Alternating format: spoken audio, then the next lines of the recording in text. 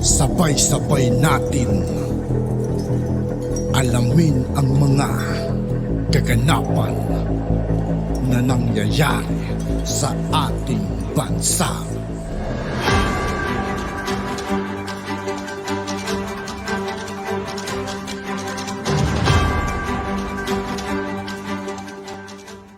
Yo, what's up mga kaibigan? This is I2K po again. Ngayon nandito naman ulit tayo sa channel ni Pinas News Insider. Dito naman ulit tayo magbibigay ng komento at reaksyon, kaya samahan nyo ako guys. Let's go! Ngayon sa social media, matapos tinanggalan ng budget ng Kongreso, binatikos at kinasuhan pa ng mga kumakalaban sa Office of the Vice President, Deputy Secretary at Vice President Sara Duterte. Matapang at harap-harapang nilabas ang mga katibayan at 100 days accomplishment ng Office of the Vice President. Pero bago ang lahat, Sa lahat ng hindi pa nakasubscribe mga kaibigan kay Pinas News Insider, mag-subscribe na po tayo at huwag nyo rin pong kalimutan mag-subscribe dito sa aking channel. Bago ka pa lamang sa aming channel, please huwag kalimutang mag-subscribe at i-click ang notification bell para mas maging updated ka pa lalo sa lahat pa ng bagong video na i-upload namin. At eto na nga mga kababayan, Vice President Sara Duterte ginulat at tila sinampal ng katotohanan ng Kongreso at Senado at lahat ng kumakalaban sa kanya, lalong-lalo na si Tambaloslos, mga makakaliwang grupo at kumukontra sa confidential fund ng Office of the Vice President. Sa videong ito ay harapang pinatunayan ng Office of the Vice President at ni Vice President Sara Duterte na hindi siya kurap at totoong may malasakit siya sa mga Pilipino. Wala namang history mga kaibigan ng mga Duterte kung usapang korap. Wala silang history na ganyan mga kaibigan. Mana pa yung mga dilawan mga kaibigan. Sila yung mga may history na mga ganyan. Mga corruption. Lalo na pero ang Duterte mga kaibigan, wala. Sa mga may hirap nating mga kababayan nang lumabas ang balitang ito. Marami sa ating mga kababayan ang labis na humanga at hindi mapigilan na magbigay ng kanilang hinaingat komento sa mundo ng social media. At ayon pa sa kanila, good job VP Sara. Karapat dapat ka talagang maging leader ng ating bansa. Nasa iyo ang lahat ng katangian para maging isang leader sa mahal nating bayan. Ikaw ang ginawang instrumento ng ating Panginoong Hesus para matulungan ang kababayan natin na nangangailangan ng tulong. Maraming salamat sa Diyos at sa iyong mabuting pagmamahal. VP Sara, mahal namin kayo. Grabe, ang dami niyang nagawa pero nakakapagtaka lang. Di po ito pinapalabas sa mainstream media nang para malaman ng taong bayan na tama ang tao na niluklok nila sa pwesto. Yan ang tunay na nagtratrabaho sa bansa. Tahimik lang si VP Sara, pero marami nang ginagawa kagaya sa tatay niyang si PRRD. Kahit dito sa Bacolod, ang bus ng OVP free ride patuloy pa rin hanggang ngayon. Yan ang tunay na nagmamahal sa taong bayan at sa bansa. Nakikita mo talaga. Yung mga maingay sa confidential fund ni VP Sara, walang mai-report o kahit resibo. Titindig at tatayo lang para may maibulsa. Nagpalakpakan din ng mga member ni Tambaloslos kasi may tagapagtanggol. Tapat sa serbisyo at totoo, saludo po ako sa ating mahal na VP Sara. God bless you po sa inyo. Kaya kayong kumukontra sa pagtulong niya para sa kabutihan ng Pilipinas. Gumawa naman kayo ng mabuti. Huwag puro issue. Dagdag pasakit lang kayo sa bayan. Gayahin nyo ang ating VP Sara na walang ibang hinangad kundi ang kabutihan sa taong bayan at sa bansang Pilipinas. We love you VP Sara. Mahal ka naming lahat.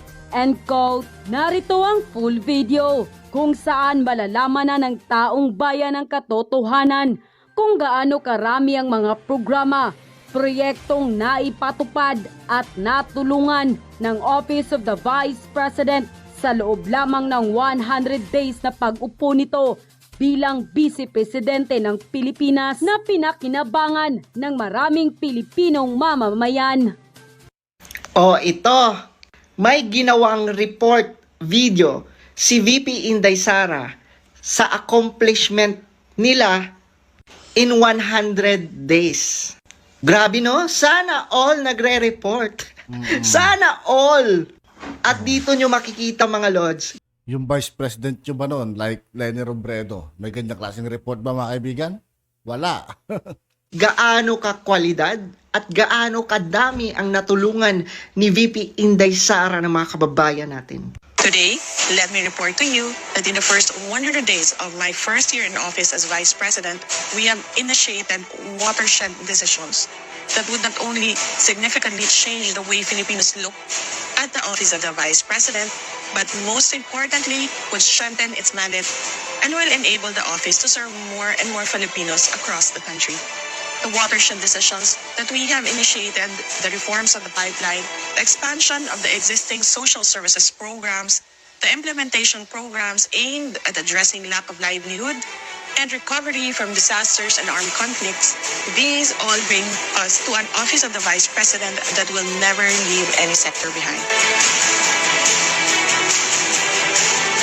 To ensure that services offered by the OVP will not only be concentrated in the National Capital Region, but will also reach the regions in Mindanao and the Visayas, we have established OVP satellite offices in Dagupan, Cebu, Tacloban, Zamboanga, Davao, Surigao del Sur, and Bacolod. This is first in the history of the Office of the Vice President. But more than that, the significance of the OVP satellite offices can be best appreciated by the number of indigent Filipinos being served day in and day out. The satellite offices have made the Office of the Vice President become more accessible to Filipinos, offering a menu of services such as medical and burial assistance.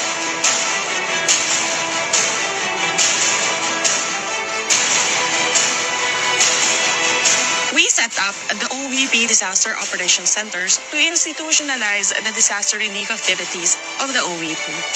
Another first in the history of the Office of the Vice President.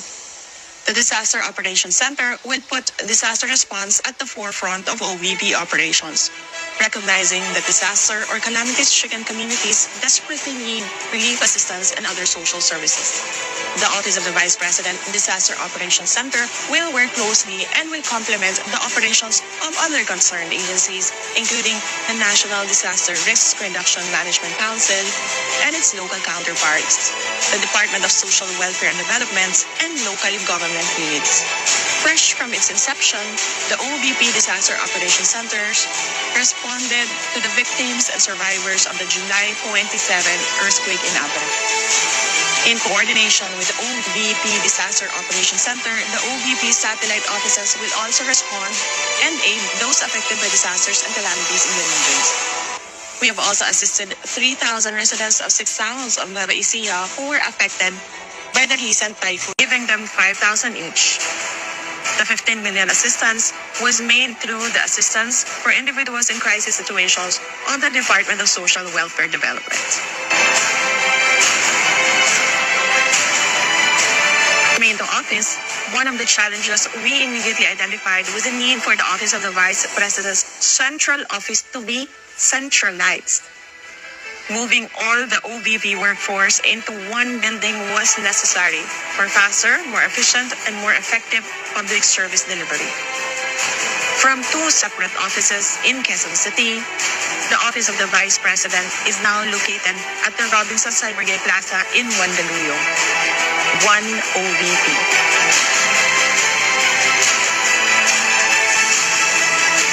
Our current goal is to establish a permanent office for the future vice presidents of the country. We have also conducted initial scoping and linkages with the National Center for Culture and the Arts, National Historical Commission of the Philippines, and the National Museum of the Philippines for the construction of museum of all vice presidents of the Philippines.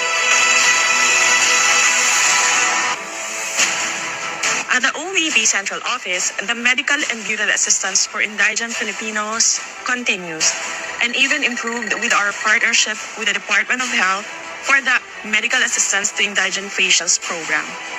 The program covers at least 31 public hospitals all over the country. Our partnership with the Department of Social Welfare and Development enables Filipinos in crisis situations to access government assistance through the OVP satellite offices. I-end ko na yung video mga lods kasi sobrang taas pa, ang daming natulungan. Yung Lenny Robredo yung mga kaibigan nung naging vice president siya, wala siyang ganyan. Tanging vice president Inday Sara lang mga kaibigan. Sobrang daming natulungan no ni Vice President Inday Sara. Alam niyo mga lords, yan yung tulong, di ba?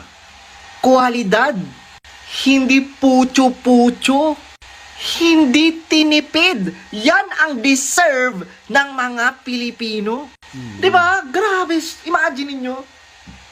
Even VP Inday Sara, makikita mo talaga sa kanya yung desire na tumulong, di ba? And grabe yung execution niya. Imagine niyo Office of the Vice President pa lang yan. Meron pa siyang DepEd.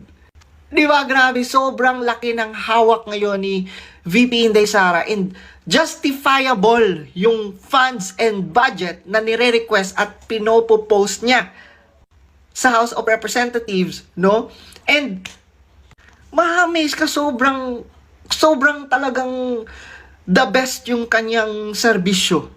Kwalidad, no? Kaya wala, sobrang layo sa sinasabi niyong ina nyo.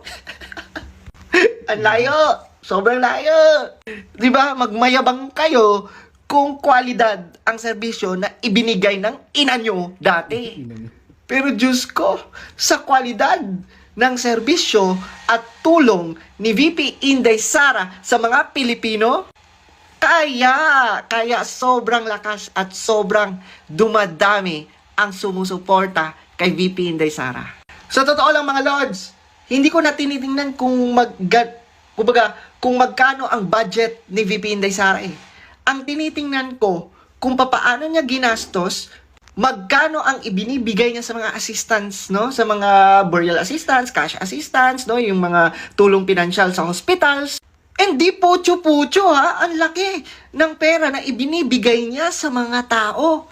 And I'd rather choose that kind of service. Di ba? Kesa naman kurakutin at iwalda sa kung saan-saan man, ibahin nyo si VP Inday Sara. Kaya yung mga ano nyo, di ba? Yung mga akusasyon nyo, mga pamimintang nyo, paninira nyo kay VP Inday Sara, hindi nyo maitatanggi at hindi nyo maiaalis gaano kalaki at kadami na ang natulungan ni VP Inday Sara and Office of the Vice President. Even ikaw tambaloslos, hindi mo mapapantayan si VP Inday Sara. At yun na nga mga kababayan. At yun nga po mga kaibigan, dito po nagtatapos ang ating reaction video. Muli ako po si I2K ng Sundalo ng Dunggalo at 811. Maraming salamat sa patuloy na pagsuporta. G, peace out.